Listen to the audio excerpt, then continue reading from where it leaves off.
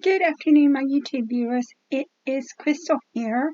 I'm just here this afternoon because I wanted to give you a code review on a neural network using JAX on the seeds dataset. And the reason why I'm using the seeds dataset is because every dataset is different. And because every dataset is different, it has to be coded a different way. And that's why I'm doing this, just to illustrate to you that every dataset is different. Now, what we're going to do is we're going to be working with JAX, which was developed in 2018 by Google Brain, and it's supposed to overtake TensorFlow for research purposes. And so that's why we're going to be using JAX, because it's meant to overtake TensorFlow, but they just say that it's used for research. I guess it's because TensorFlow is more developed that they can use it for business applications. But there's not a lot of documentation on JAX, which is why I wanted to do it because there's not a lot of documentation. So I want to get documentation out on the internet, and a lot of the documentation that you get is not of a good quality. Quite often it doesn't work, and that's why I want to get some workable code out on the internet. So that's my aim of this code review. So I created the program in Google Colab, which is a free online Jupyter notebook hosted by Google. It's a great platform to use to write code in Python, with the exception that it does not have an undo function. And so you have to be careful not to accidentally delete or overwrite code. But the thing is that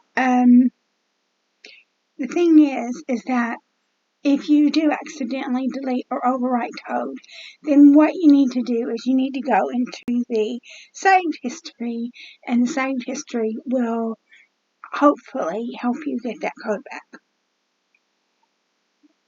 So after we've created our Jupyter notebook, what we're going to do is we're going to import the libraries.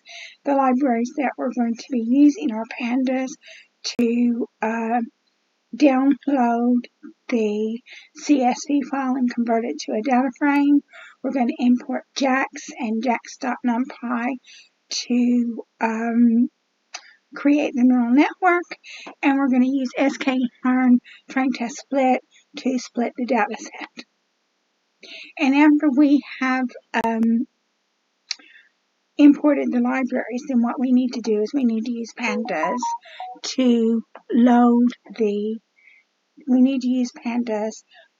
data set.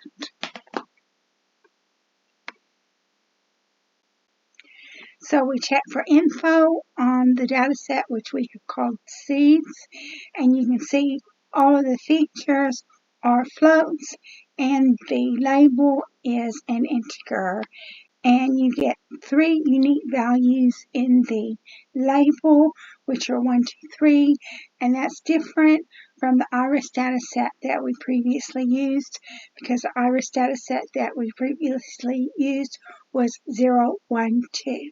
And so there is a difference in the coding between 0, 1, 2 and 1, 2, 3.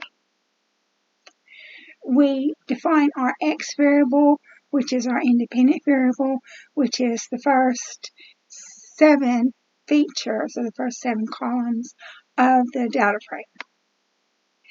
Then we define our label, which is the y variable, and it's the last column of the data frame. So we check to see how many examples we have of each class, and you can see that we have 70 examples of each class. Then we're going to convert our x and our y variables to JAX arrays. And then what we're going to do is we're going to normalize the data But really, we're not normalizing the data. Really, we're standardizing it. And then when we standardize the data, we take, because the arrays in JAX are immutable, so you have to work differently with JAX. So x mean equals x dot mean, std dev equals jnp dot std. So x equals x minus mean x and over std dev, and that works. If you try to do it another way, like x equals x minus x dot mean over jnp std dev, it won't work. So that's how I got it to work. And now what we're going to do is we're going to one hot encode the target.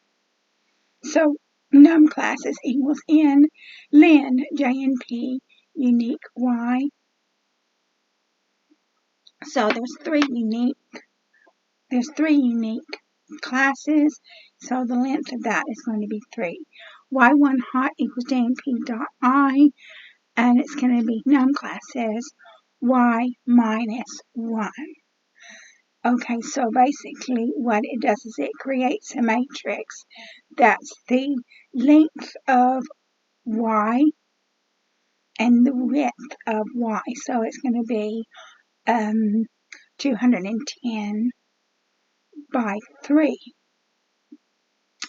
And then the JNPI is, we'll just look here and see what JNPI means.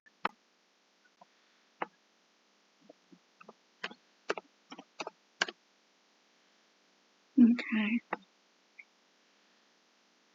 Returns a 2D array with 1s in the diagonal and 0s elsewhere. So that's why they use the JNPY. And then you print Y1 hot, and you can see that you've got a 1s and a 2s, and you keep going down there, and 3. So 1, 2, 3. So the JNPI works. Now we take the data set and we split it into training and testing data sets using X and Y1 hot. And then we create another data set making training and testing data sets using X and Y. And the reason why I'm going to do that is because I'm going to compare the accuracy of the neural network with accuracy with an sklearn network. Now what we do is we define the model. So your sigmoid creates an S value either of 1, either a 0 and 1, and the sigmoid derivative is a function of the sigmoid. And we can look at it here if you want to see a picture.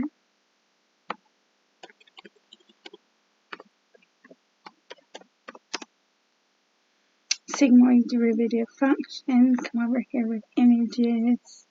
So you can see here is your S curve, so that's your sigmoid, and here is a normal distribution, which is your sigmoid derivative, and that's what they're going to use in the function. And then what we do is we define our neural network architecture. So we have input neurons is xtrain.shape1, output neurons is num classes, so that's going to be 3.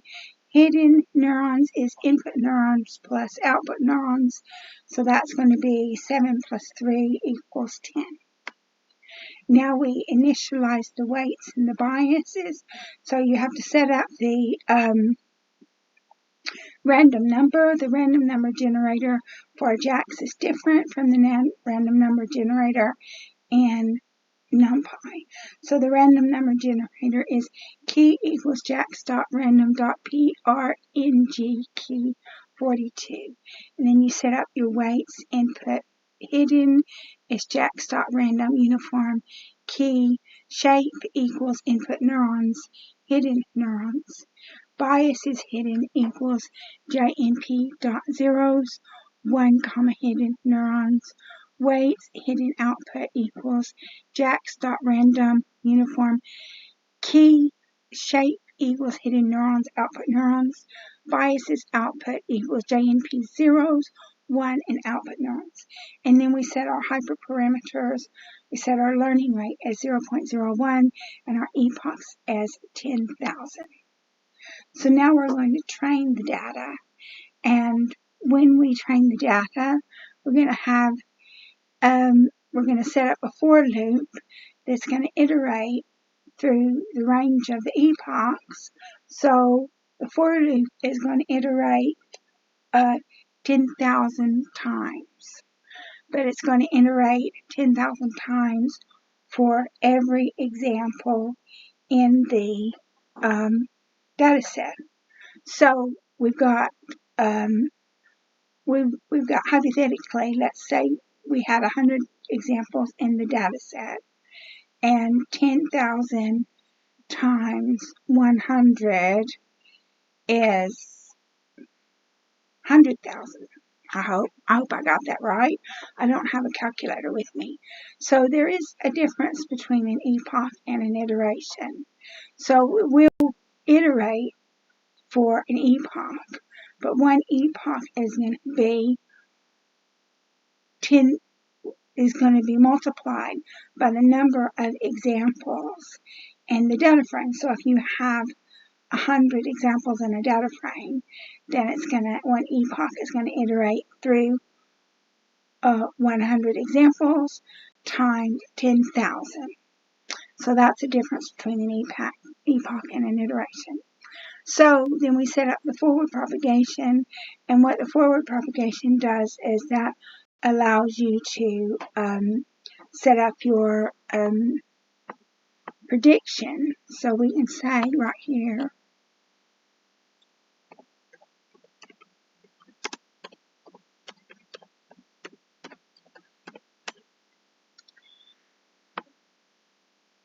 forward propagation is the way data moves from left input layer to right output layer in a neural network.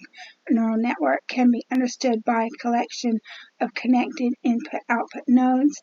The accuracy of a node is expressed as a loss function or error rate. So that's your forward propagation. And then after we do the forward propagation, then what we're going to do is we're going to calculate the error. So error equals y train 1 hot minus final outputs. And then we do the back propagation. And what the back propagation does is it goes back and it calculates the error, but we can say back propagation. So back propagation neural network.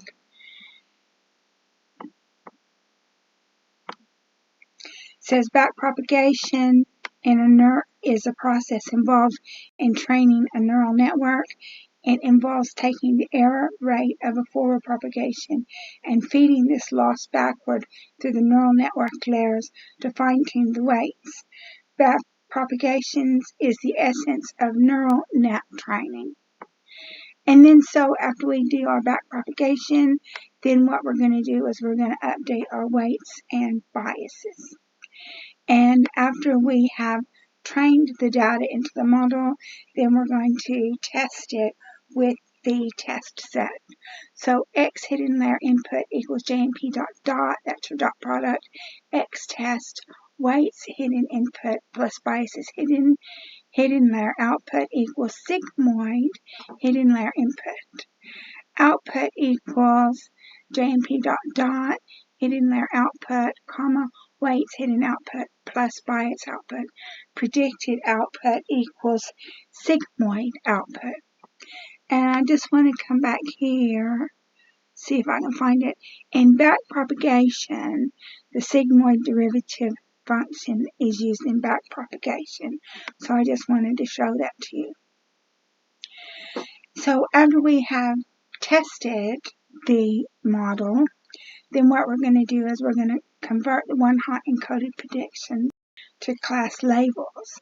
So predicted labels equals jmp.argmax, predicted output axis 1.